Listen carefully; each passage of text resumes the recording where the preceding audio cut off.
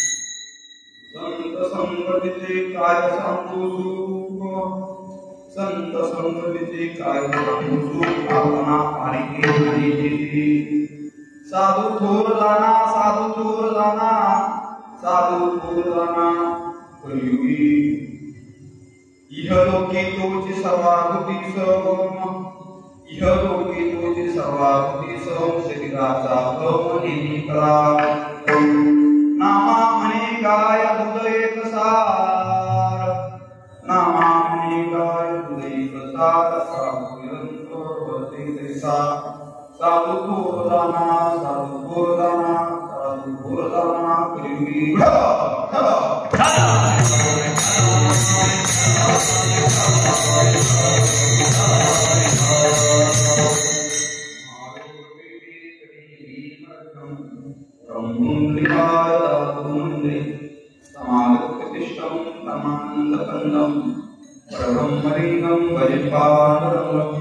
पांडुरंगा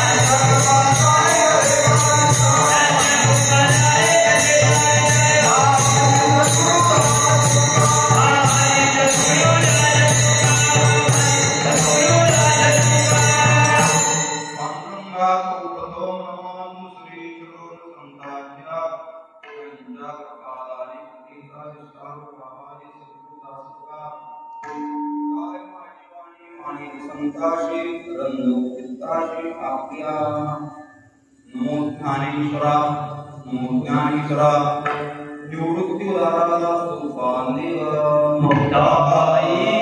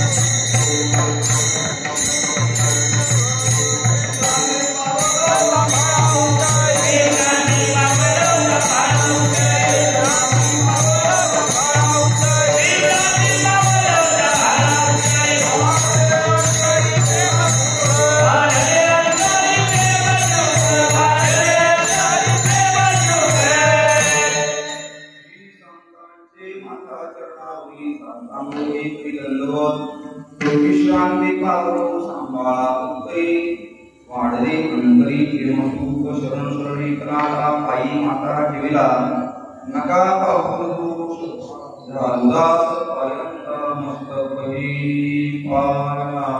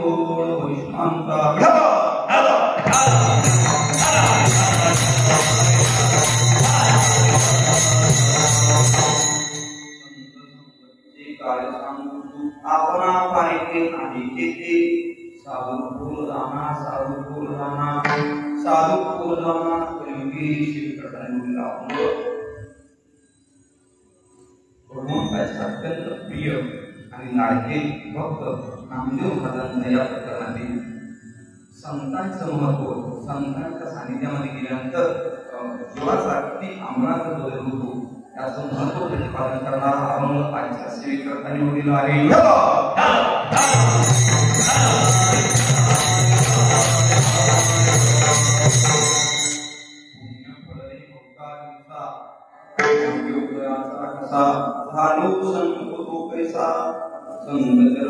पावलो आजी पिटली माझी कुडी जन्मीची साखळी कोंडाटली पुढे ब्रह्म सावळी या प्रमाणे माझ्यासारख्या अल्पबुद्धी कामाला त्या ठिकाणी आणि साहेबांच्या दरबारामध्ये सेवा करण्याची संधी प्राप्त झाली हे माझं पूर्व सुकृत समजतो. महाराज म्हणतात तुका म्हणे म्हणून घडता सेवा पूर्व पुण्य किंवा उडवला किंवा तुका म्हणे तिथे तुम्ही दुबळा आले या कपाळा पुढे तू नाही मला संतात अशा संतांची महात्मी सेवा करली. महाराज तेव्हा सांगायचं तर तरी माझ्या दैवा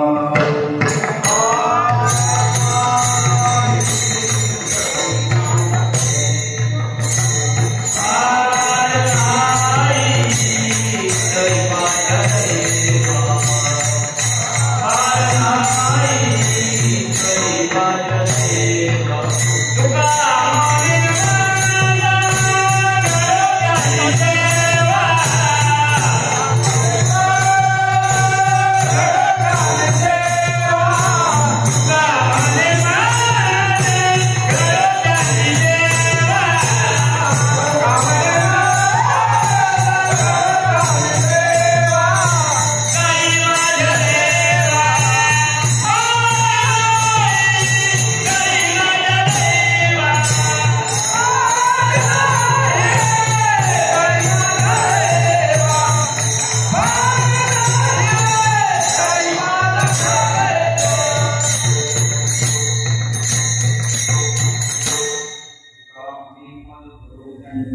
शिवा तरी माझ्या देवा फार नाही.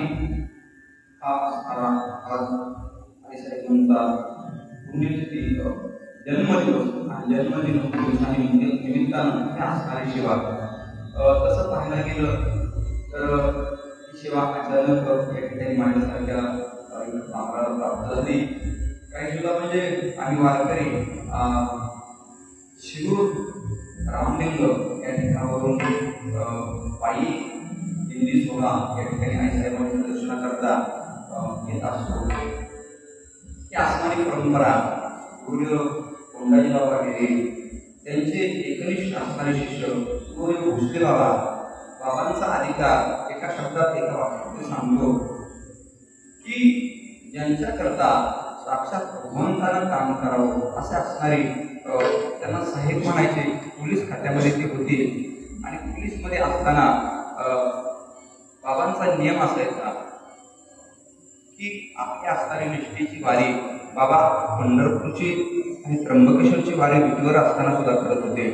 आणि करत असताना प्रकार असा घडला, विटीवर साहेब मोठे अधिकारी असल्यामुळं त्या काळामध्ये मुंबईला जाळपोळ झालेली होती आणि जाळपोळ झाल्यानंतर अधिकाऱ्यांना कधी सुट्टी दिली जात नाही. परंतु बाबांचा नियम होता वारी आली की मग नोकरी गेली तरी हरकत नाही, परंतु आपण आपला जो काही निष्ठेचा नियम आहे तो केला पाहिजे.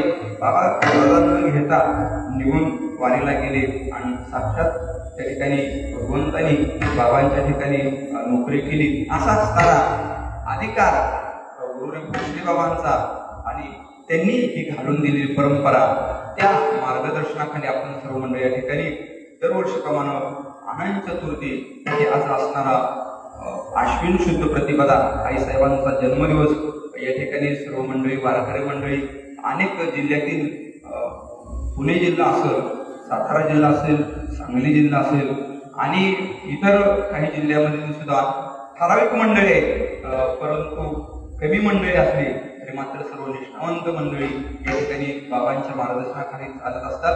अशा पद्धतीने ही असणारी वारी आणि त्याच अनुषंगाने आपण सर्व मंडळी या ठिकाणी जमलो आहोत. आणि योगायोगानं आई साहेबांच्या इच्छेनुसार या ठिकाणी माझ्यासारख्या व्यक्तीला शिवान करण्याची संधी प्राप्त झाली.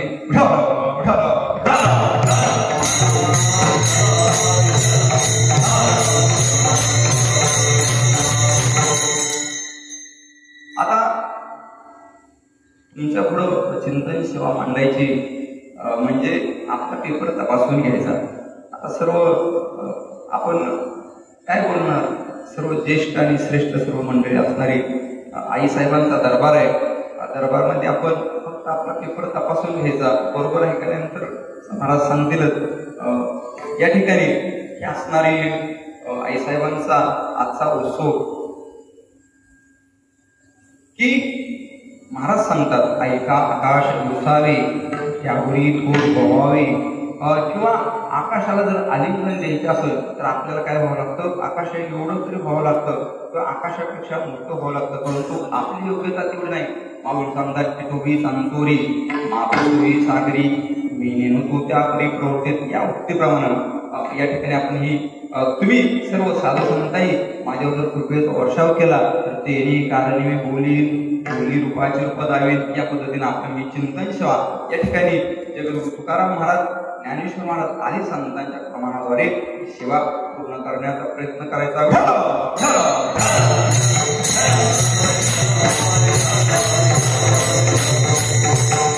महाराज सांगतात संत संगतीचे काय सांगू सुख आपणा पारे काही नाही तिथे साधू थोरदाना साधू थोरदाना साधू थोरदाना कलियुगी. माझ्या जीवनामध्ये संतांची संगत घडली, महात्म्यांची संगत घडली आणि त्याच्यामुळं आणि आपण सर्व संत मंडळी गेले 18 दिवस 19 दिवस सर्वजण या ठिकाणी भजन करत आई साहेबांचं भजन असेल, नियमाचं भजन असेल, हरिपाठ असेल, काकड आरती असेल आदी सर्व भजनामध्ये तल्लीन होऊन सर्व संत मंडळी या ठिकाणी भजन करत असतो. म्हणून आता तसं चिंतन कोणत्या अभावावरती करायचं मला सुद्धा प्रश्न पडला, पण म्हणलं काय हरकत नाही. आपण सर्व संत मंडळी या आधी जी काय आई साहेबांच्या दरबारात सेवा करायची तर आपण संत संगतीची काय असो सांगू सुख आपल्याला जे काय अनुभूती आली बरोबर बाबांचं वचन राहायचं. बाबा सांगायचे की आपण टिप्पणीवान असावं. काय आपले अनुभव असले तर अनुभव मांडावे. या पद्धतीनं आपल्याला जो काय अनुभव आलाय त्या ठिकाणी बाबा सांगायचे मांडत जावं. बाबा म्हणायचे, बाबांची नेहमी ठरलेली वाक्य असायचे. बाबा म्हणायचे काय तुम्हाला अनुभव वगैरे आलाय का? बाबा ते त्यांच्या स्वतः जीवनातल्या उभ्या ठरलेल्या सांगायचे. बाबा सांगायचे, हे विश्वची माझे घर, तुझी जायचे स्थिर किंबहुना चराचर झाला, किंवा जे जे भेटे भूत ते मानिजे भगवंत, हा भक्तियोग निश्चिंत जाण माझा, चाललेल्या चालत प्यावी, उकेल्या भूकच खावी, अहोरात्र बाबा मावा. इत्यादी ओव्या कशा करता सांगितला. बाबांनी या ओव्यांचा अनुभव घेतलेला होता. बाबा म्हणायचे की आपण स्वतः तुका म्हणे करून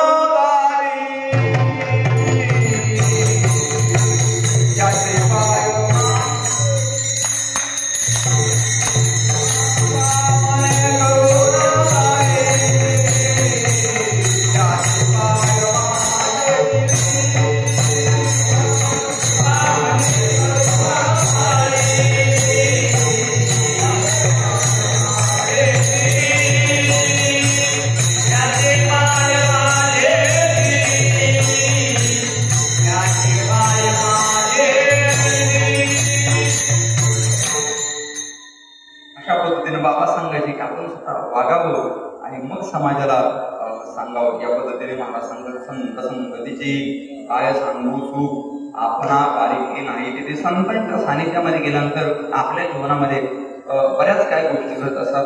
त्यांच्या पासून बऱ्याच गोष्टींचा फायदा आहे. महाराज सांगतात की संतांच्या नामस्मरणामध्ये काही फायदा होत असतो. महाराज सांगतात संतांचं जर नामस्मरण केलं तर पुण्य प्राप्त होत असतं. किंवा महाराजांचं जर संतांचं नामस्मरण केलं तर पाप जातं. कारण सांगतात तुका नाही पापी जाती संतांच्या जते, किंवा पुण्यवंत व्हावे हेता सज्जनांची नावे. हा संतांच्या किंवा आणखी महाराज सांगतात त्यांच्या नामस्मरणामध्ये साक्षात यम जो आहे तो यम सुद्धा कापतो. तुकाराम तुकाराम नाम घेता कापे यम, धन्य तुकोबा समर्थ जेने केला हा पुरुषार्थ. हा संतांच्या नामस्मरणापासून आपल्याला फायदा होत असतो. दुसरा प्रकार मला सांगता की त्यांच्या स्पर्शापासून, संतांच्या स्पर्शापासून फायदा होत असतो. काय तर स्पर्शामध्ये 3 प्रकार पडतात, नेत्रस्पर्श, हस्तस्पर्श आणि संकल्प स्पर्श. ज्या वेळेला ज्ञानेश्वर महाराज, आईसाहेब मुक्ताई, सोपान काका, सर्व संत मंडळी, निवृत्तनाथ असतील, नामदेव महाराज असतील, आदी संत मंडळी तीर्थयात्रा करत निघाले होते. आणि त्या ठिकाणी सर्व दृष्टांत विस्तारासह सांगत नाही की एक मुलगी, राजाची मुलगी, की जी आपल्या जीवनामध्ये पुरुष म्हणून वावरत होते आणि तिचा विवाह होतो आणि विवाह ठरला जातो. विवाह ठरल्यानंतर का तर एका मुलीचं आणि दुसऱ्या सुद्धा मुलीशी जर लग्न केलं तर ते कुठं चालतं का? अशा पद्धतीनं त्या गोष्टी ती मुलगी ठरवते की आपण आपल्या आता जीवन जगण्यामध्ये काही अर्थ नाही, आपण काय करायचं, आत्महत्या करायची या दृष्टीने ती ठिकाणी निघालेली असते. आणि त्या ठिकाणी ज्ञानेश्वर महाराज असतील, आईसाहेब असतील, निवृत्तनाथ असतील, सोपान काका असतील, आदी सर्व संत मंडळी निघालेले होते. आणि तिला वाटलं की आपण हे कोणतरी थोर पुरुष दिसत आहेत, यांचं दर्शन घेऊया. म्हणून त्या ठिकाणी दर्शनाला गेले आणि माऊलींनी सांगितलं उठ बाळा उठ असं म्हटल्यानंतर ती जी मुलगी आहे तिनं सांगितलं की मी बाळा नाही, मी बाळी आहे. त्यावेळेस माऊलीने सांगितलं मी ज्यावेळेस बाळा म्हटलं आहे त्यावेळेस तुमचं अवयव म्हणजे त्यावेळेस महाराज सांगतात की स्त्रियेचा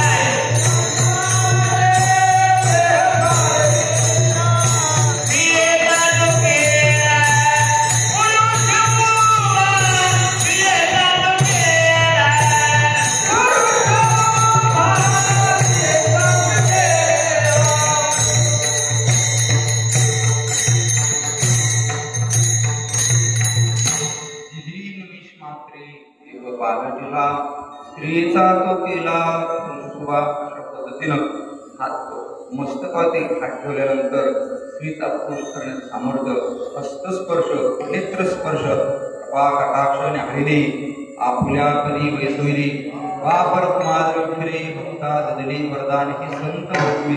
त्याने जर हात ठेवला तर दुसरी कृपा, नेत्रस्पर्श, हस्तस्पर्श आणि संकल्प स्पर्श संतांच्या मनामध्ये आलं तर गावबासारखा जो ज्याला लिहिता येत नव्हतं, वाचता येत नव्हतं, गावबा फक्त पोळी खाण्याच्या निमित्तानं नाथ महाराजांच्या जवळ वास्तव्याला होता. परंतु त्यावेळेस नाथ महाराज आपलं देहावसान म्हणजे जो समाधी काळ होता त्या समाधी घ्यायची ठरली. आणि समाधी घ्यायची ठरल्यानंतर नाथ महाराज इतर मंडळी विचारता आता उरलेलं रामायण जो आहे ते कोण करणार. त्यावेळेस ते नाथ महाराज सांगतात की राहिलेलं उरलेलं रामायण जे आहे ते गावबा करेल. म्हणजे कृपा त्या ठिकाणी त्यांनी संकल्प केला तर मात्र गावबा सुद्धा इतक्या मोठ्या उच्च अधिकाराला प्राप्त होत असतो.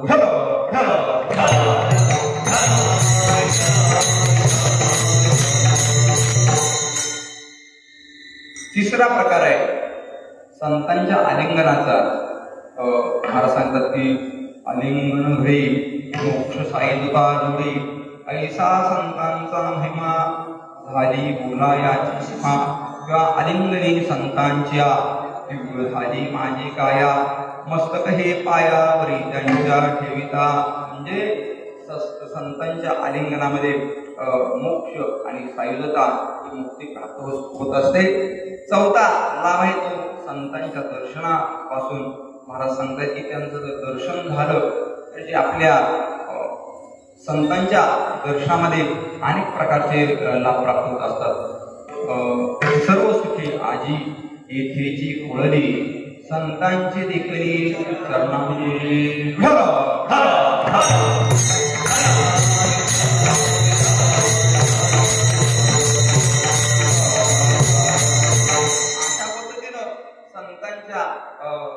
अनेक पद्धतीनं त्यांच्या सानिध्यामध्ये फायदा होत असतो.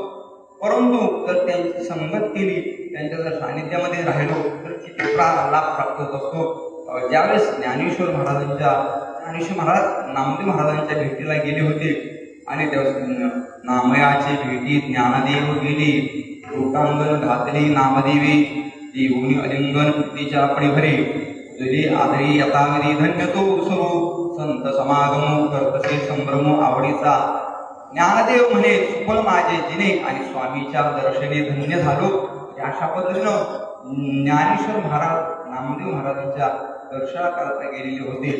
दर्शनाला गेल्यानंतर काही तुमचं दर्शन झालं, आम्ही कृतार्थ झालो, आमचा भाग्य उदयाला आला अशी चर्चा झाली. चर्चेतून नंतर एखादी जर कुठलीही गोष्ट असेल तर पहिल्यांदा ती एखादी वस्तू आपल्याला जर मागायची असेल तर महिला मंडळी बघा ती पहिल्यांदा वस्तू मागत नाहीत. पहिल्यांदा तुमचं कसं चाललंय, बरं चाललंय, काय चाललंय वगैरे ह्या गोष्टी विचारतात, बोलतात आणि मग मुख्य विषयाला हात घालतात. तसंच ज्ञानेश्वर महाराजांनी सर्व गप्पा वगैरे मारल्या, गोष्टी बोलून झालं आणि मग त्यावेळेस ज्ञानेश्वर महाराज नामदेव महाराजांना म्हणतात की माझी एक इच्छा आहे की तळीची तीर्थे पाहावी नाही असे अर्थमनी विष्णुदासा. माझी काय इच्छा आहे तर आपण जे काही या भूतावरती तीर्थ आहेत ती पाहावी ही माझी इच्छा आहे. असं म्हटल्यानंतर नामदेव महाराजांना मात्र तीर्थयात्रा करायचं काही हे नव्हतं. त्यांच्या साक्षात ते भगवंताबरोबर होते, भगवंताच्या जवळ होते, भगवंताच्या सानिध्यामध्ये होते. त्याच्यामुळे नामदेव महाराजांना तीर्थयात्रा करावं वगैरे असं काही वाटत नव्हतं. मग आता एखादी जर गोष्ट एखाद्याला जर आवडली नाही, आपण जर एखाद्याला म्हटलं चला येता का वारीला, आम्ही आई साहेबांच्या वारीला जाणार आहे, वारीला निघालोय, तर त्याला जर यायचं नसेल तर ते काही नाही म्हणत नाही. ते काय म्हणतात रामभाऊ येतोय का बघा. त्यांना माहित आहे रामभाऊ काही येणार नाही आणि मग आपल्याला नाही म्हणायची गरज नाही. रामभाऊ येणार नाही आपली ऑटोमॅटिकच होते. तसं नामदेव महाराज म्हणले नामावरी स्वामी विठोबाशी पुसा अज्ञात येईल शिरसा बंदिन त्याशी. नामदेव महाराज म्हणले माझं काही सुद्धा नाही, तुम्ही भगवंताला विचारा. जर भगवंत म्हणले काय नाही जावा तुम्ही तीर्थयात्रेला तर मी लगेच येईल. त्या ठिकाणावर नामदेव महाराज माऊली सत्वर उठून आले स्वामी जवळी, मस्तक ठेवली श्रीचरणावरी, भगवंताच्या डोक्यावरती मस्तक ठेवलं. मस्तक ठेवल्यानंतर भगवंताकडे मनोदय त्या ठिकाणी प्रकट केला. परंतु हा मनोदय प्रकट करत असताना सुद्धा पहिल्यांदा नामदेव महाराजांना म्हणजे चिंता पडली होती, काय करावं माऊलींना. मग त्यावेळेस नामदेव महाराजांचं त्या ठिकाणी चिंतन आहे.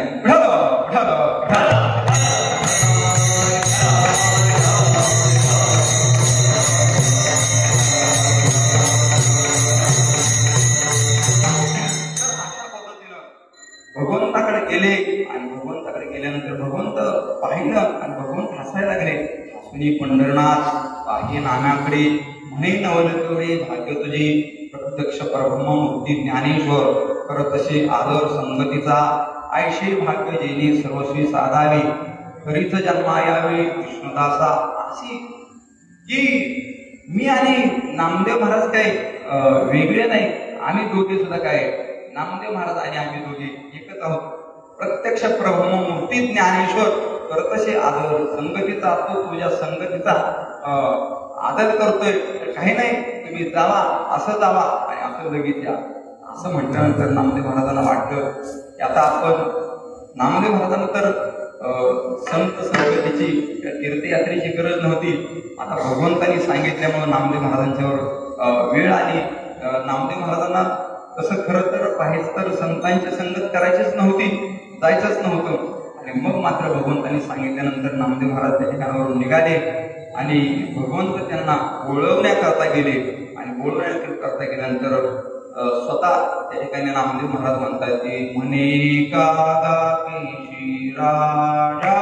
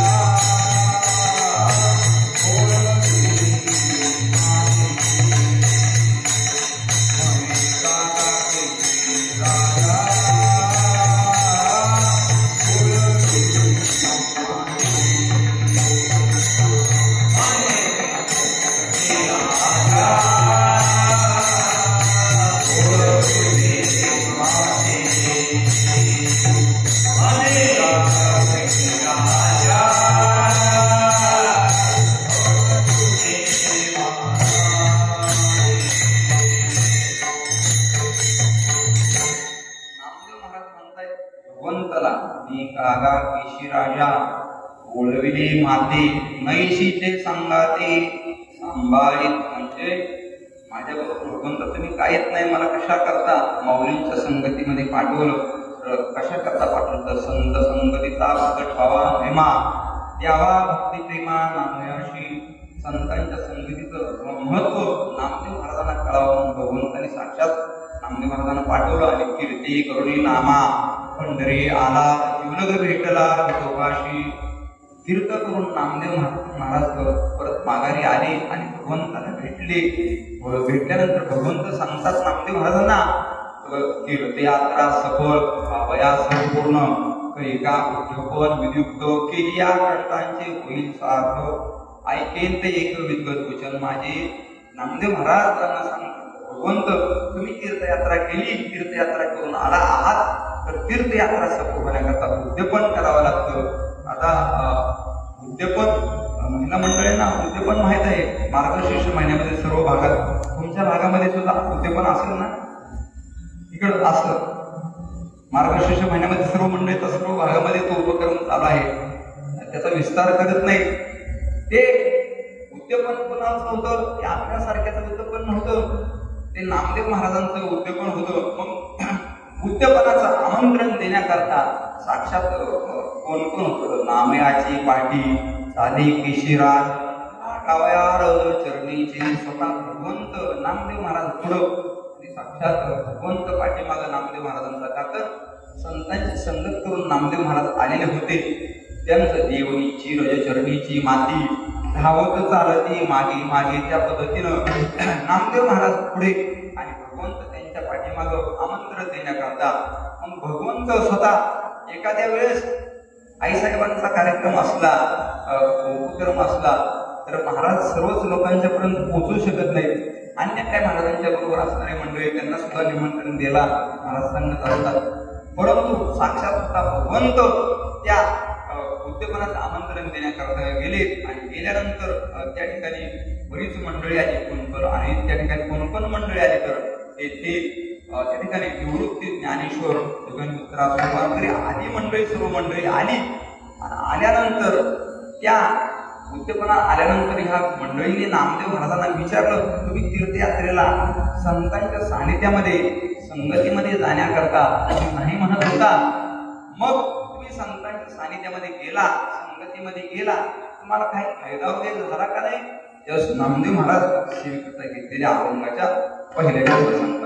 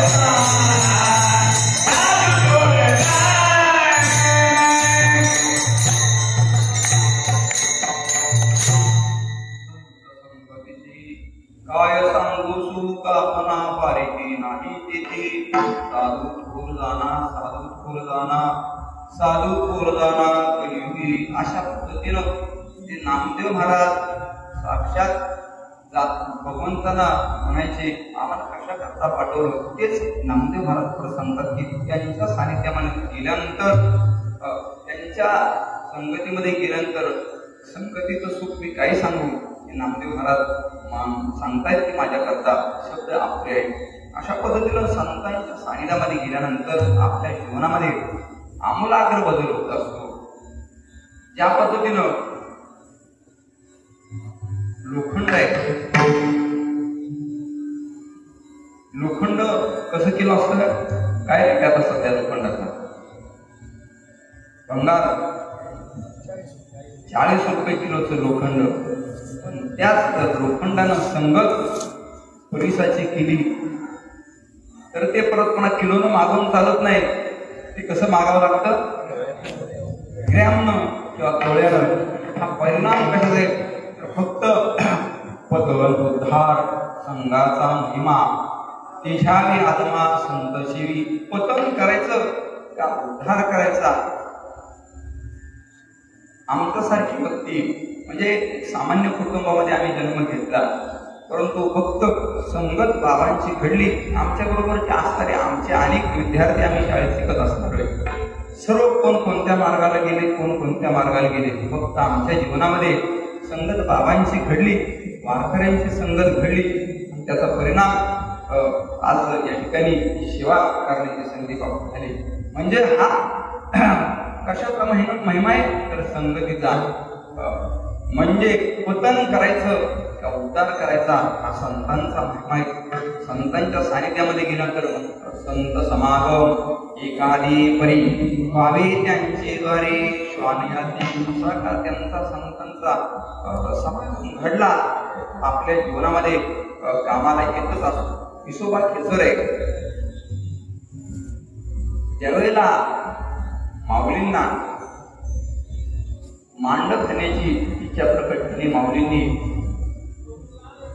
आणि मग माऊली त्या ठिकाणी मांड वाजण्याकरता खापर आणण्याकरता गेले आणि गेल्यानंतर त्या ठिकाणी काकांच्याकडून खापर पण आणलं आणि खापर आणल्यानंतर ते मात्र विसोबा खेचरांनी पाहिल्यानंतर ते त्या ठिकाणावरून त्यांच्या हातातून ते जे काही खापर भांड आहे ते हिसकून घेतलं. मग मात्र माऊली त्या ठिकाणी गेले आणि आक्रोश करू लागले. त्यावेळेस मात्र आईसाहेबांनी माऊलींना सांगितलं काही हरकत नाही आणि स्वतः माऊलींनी आपल्या पाठीचा तप्त असा जो काही त्या ठिकाणी अग्निज्वाला प्रकट केला आणि त्याच्यावरती मांडी भाजली आणि मांड खाण्याकरता ही मंडळी बसली. ज्ञानेश्वर महाराज निवृत्तीनाथ आईसाहेब बसल्यानंतर त्यांनी पाहिलं विसोबा खेचर पाहू लागला कुठून यांनी मांडांना कशा पद्धतीने हे करतायत. तर स्वतः माऊलींनी आपल्या पाठीचा अग्नी प्रदीप्त केलेला होता. पाहिल्यानंतर मात्र त्या ठिकाणी विसोबा खेचर आले आणि त्यांना वाटलं आपण सुद्धा यातला प्रसाद घ्यावा.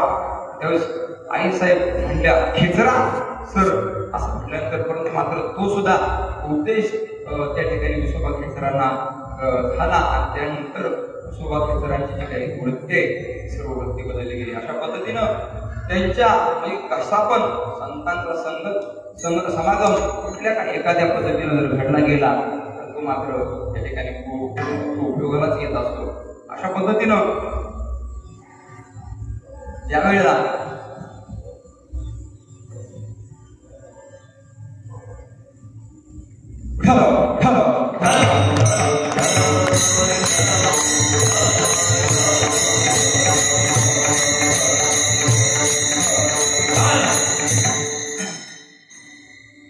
वाल्मिक ऋषी आहेत. वाल्मिक ऋषींची नारद मुनीची गाठ पडली आणि गाठ पडल्यानंतर काही नारद मुनी काही वाल्मिकाला काही हार घालण्याकरता गेले नव्हते. तर त्या ठिकाणी वाल्या कोळ्यानं सांगितलं काय आहे ते धन निकाला काढा. त्यावेळेस मात्र त्यांचा तो जो काय त्यांच्या जीवनामध्ये तेवढा जो समागम घडलेला गेलेला आहे तो पण मात्र त्या ठिकाणी वाण्याकोळ्याच्या जीवनामध्ये उपयोगाला आहे. काय परिणाम झाला तर बोलीला वाल्मिक ऐशीच करी वर्तोनी दावेन नामा म्हणे हा समागम त्यांच्या जीवनामध्ये संतांचा जो घडला त्यांच्या उपयोगामध्ये आला. परत नंतर संत महात्मे सजीवावर तर कृपा करतात परंतु संत महात्मे जीवावरती कृपा करतात, मनुष्यावरती कृपा करतात आणि पशु पक्ष्यांच्यावर सुद्धा करत असतात. असाच प्रकार एकदा ज्या वेळेला ही सर्व भावंड आदी संत मंडळी ज्ञानेश्वर महाराज असतील, निवृत्तीनाथ असतात, आईसाहेब असतील, पैठणला शुद्धीपत्र आणण्याकरता गेलेले होते आणि गेल्यानंतर प्रकार शुद्धीपत्र त्या ठिकाणी मागितल्यानंतर जे काही ब्रह्मवंद मंडळी ज्या ठिकाणी त्या ठिकाणी बसलेले त्यांनी सांगितलं, विचारलं तुमचं नाव काय? पहिल्यांदा निवृत्तीनाथानं विचारलं, निवृत्तीनाथाने सांगितलं माझं नाव निवृत्ती. माऊलींना विचारलं, माऊलीने सांगितलं माझं नाव ज्ञानेश्वर. असं म्हटल्यानंतर एक जण उठला आणि एक जण म्हटला त्या रेड्याचं सुद्धा नाव काय? तर ज्ञानेश्वरच आहे. मग त्यावेळेस ज्ञानेश्वर महाराज म्हणले त्यांचा आणि आमचा आत्मा त्याच्यात काही सुद्धा बदल नाही. असं म्हटल्यानंतर त्यांनी त्या ठिकाणी काय केलं तर त्या रेड्याच्या पाठीवरती आसूड फटके मारायला सुरुवात केली. फटके मारायला सुरुवात केल्यानंतर प्रकार असा घडला, तो चिवळवती ज्ञानदिवा तिकडं रेड्याच्या पाठीवरती मारलं आणि गोळ मात्र ज्ञानेश्वर महाराजांच्या पाठीवरती उठले. मग असं म्हटल्यानंतर बघितल्यानंतर तरी सुद्धा त्यांचा त्या ठिकाणी विश्वास बसला नाही. त्यांनी सांगितले यांचे वडील बंगाल देशामध्ये गेले होते आणि बंगाली विद्या शिकले आणि ती बंगाली विद्या शिकल्यामुळे त्या ठिकाणी अशा पद्धतीचं त्याच्या पाठीवरती मारल्यानंतर यांच्या पाठीवरती उठत आहेत असं पाहिलं. मग त्यांनी सांगितलं तू म्हणतोय ना त्याचा आणि आमचा आत्मा एकच आहे, तर मग तुम्ही काही शिकलाय का? तर माऊलींनी सांगितलं हा आम्ही सर्व वेद वगैरे शिकलेलो आहे. मग हा रेडा काही वेद वगैरे बोलेल का? तर सांगितलं माऊलीने का बोलणार नाही, सर्व जो काही वेद आहे तो सुद्धा बोलेल. मग त्यावेळेस त्या रेड्याच्या मस्तकावरती माऊलीने हात ठेवला आणि ज्ञानदेव म्हणे बोलले रघुवीर ओंकार हा मंत्र पनवाचा. अशा पद्धतीनं त्या रेड्यावरती सुद्धा कृपा केली. एवढंच नाही तर संत महात्मे कृपा करतात, निर्जीवावरती सुद्धा कृपा करतात. चालविली जड भिंती चालविली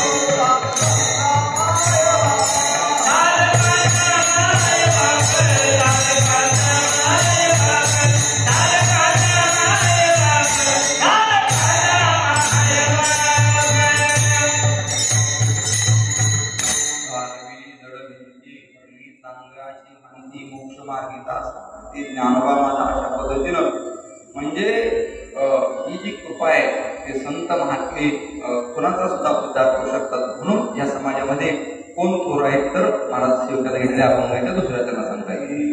Oh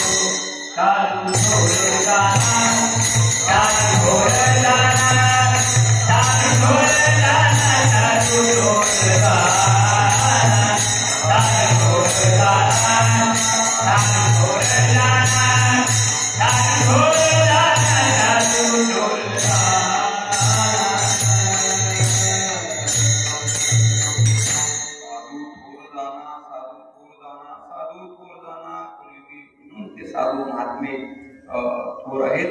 आता 3 वेळा मला सांगतात, 3 वेळा अर्थ 3 पद्धतीने वेगवेगळं आहे.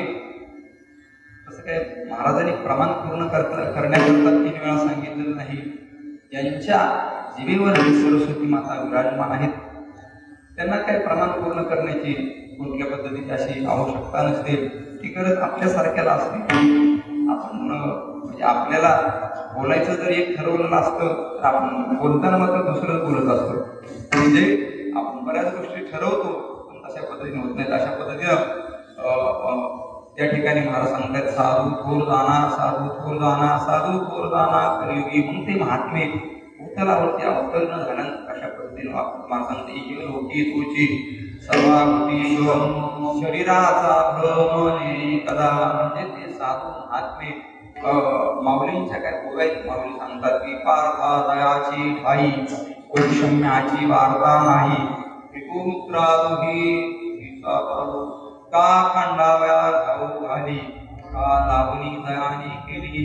दोघा एक सई सावली वृक्षुदी जैसा. या पद्धतीनं जो वृक्ष लावतो वृक्ष सावलीच देते आणि जो त्या झाडाला कुऱ्हाडीनं तोडण्याकरता व्यक्ती आलेली असते त्याला सुद्धा वृक्ष काय करतो, सावली देतो. त्या पद्धतीनं संत महात्मे आपल्या जीवनामध्ये कुणीतरी अशा पद्धतीने आला तर संत महात्मे त्याच्यावरती कृपाच करत असतात. म्हणजे अशा पद्धतीनं महात्म्यांचा संतांचा या ठिकाणी महाराज सांगते, इह लोकी तोची सर्वाभूती सम शरीराचा भ्रमणे कदा. त्यांना माहित आहे एक ना एक दिवस हे आपलं शरीर जाणार आहे. बाबांच्या जीवनामध्ये बाबांचा शेवटचा काळ होता. पूर्ण बाबा तिथले होते पण तरी सुद्धा बाबा शेवटपर्यंत पायीच वारी करायचे. आता त्यांना माहित आहे आपला शरीर हा देह जो आहे देह जाईल जाईल त्याशी काळ. अशा पद्धतीनं नाशवंत देह जाणार, आयुष्य खातो काळ किंवा या ठिकाणी हा देह पंचतत्वांचा आहे. पंचतत्वामध्ये मिळून होणार आहे. संतांना त्या ठिकाणी महात्म्यांना माहीत असतं. त्यामुळं ते इह लोकी तोची सर्वाभूती सम शरीराचा भ्रमणे कदा. मग ते महात्मे कशा पद्धतीने वाटतात तर मला सांगतात, नामा आणि गाय दूध एक सार साधू निरंतर वरती तैसा. या पद्धतीने गोमाता ही दूध त्याच्या वासराच्या निमित्तानं देत असते. त्याच निमित्तानं आपली सर्व जी काही मंडळी वासर आहेत त्या ठिकाणी ती दूध पित असतात. अशा पद्धतीनं संतांच्या बद्दल किती जरी बोलायचं ते अप्रयत्न आहे. थोडस या ठिकाणी भजन करू आणि चिंतनशीचा पुनर्वाकडे जाऊ.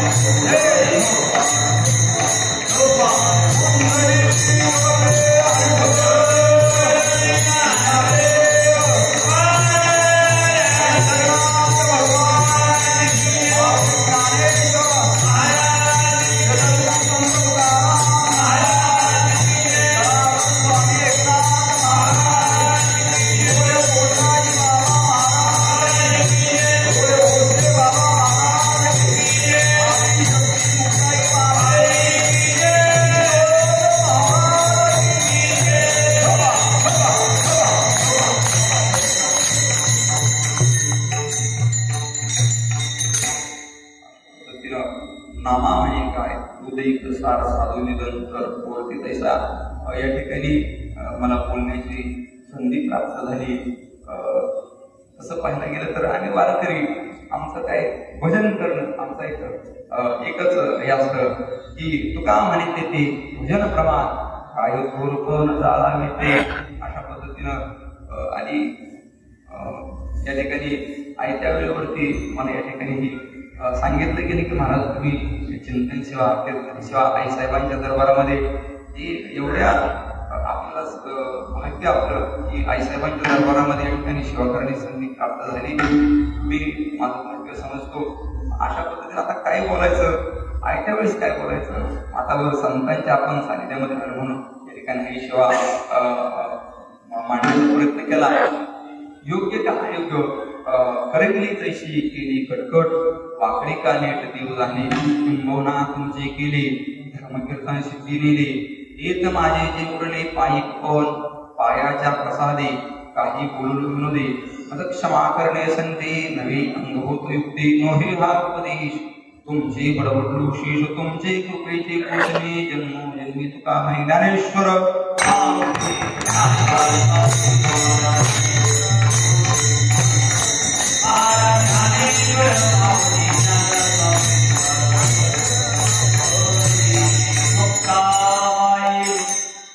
या ठिकाणी ही जी काही सेवा आहे ती श्लोकांच्या सानिध्यामध्ये ठेवून ज्या काही सेवा जी काही मांडण्याचा प्रयत्न केला आणि बाबांचं होतं योग्य होतं ते आणि काही माझ्या बुद्धीचा तो समजा